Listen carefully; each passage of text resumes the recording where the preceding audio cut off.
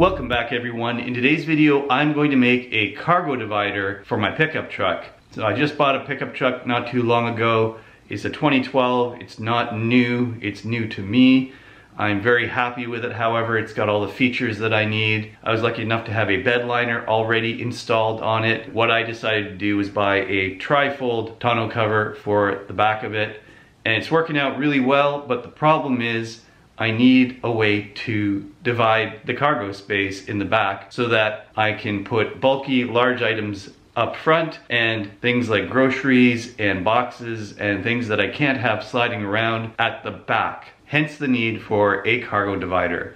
Now I looked online on Amazon, I looked in different places, aftermarket parts places and things like that, and cargo dividers can be quite expensive. Cargo dividers can range in price between $200 all the way up to about $700, depending on the manufacturer and the brand and the features that it has on it. For myself, I just need a basic cargo divider that will section off the last third, matching the tonneau cover at the back. Really, it didn't seem that complicated to me, so I'm going to show you how I did mine, and I made it for about $10. So with that, let's get to it.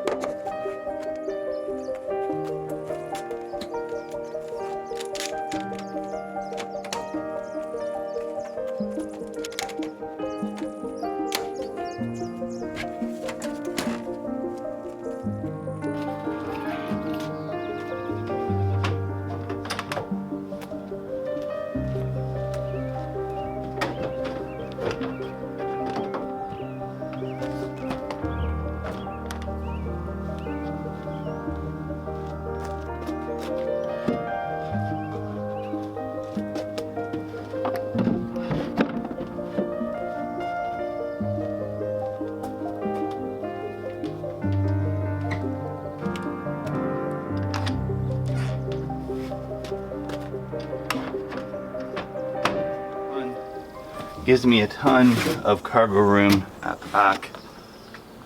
So I've got the entire back third of the bed as my cargo space for things like boxes and for toolboxes, groceries, whatever.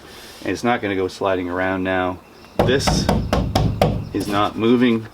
This is a friction fit, so basically once it's upright and sitting in the bed and hooked into the flanges, it's not going to move. Nice and solid. It's a perfect divider for tools, for groceries, for boxes, whatever you have that you want to haul around and use it as a trunk. The nice thing is I still have all the space back here to haul bulkier items at the same time, so it's the best of both worlds. Well, that concludes building a cargo divider for your pickup truck. Now mine is a full-size pickup truck. You can adapt this for any size pickup truck. You just take your measurements off the bottom and the top of the truck bed and make sure that the flanges are solid enough on either side to handle the pressure. This is gonna work out really well for me, and the low cost cannot be beat. Even with a couple of hand tools and a circular saw, you can get this job done. If you want to donate to this channel, head on over to my donation page right over here. Please remember to like, share, and subscribe if you haven't done so already. There are a couple more videos on this side you can watch. Until next time, thanks for watching, stay safe, stay healthy, and have a great day.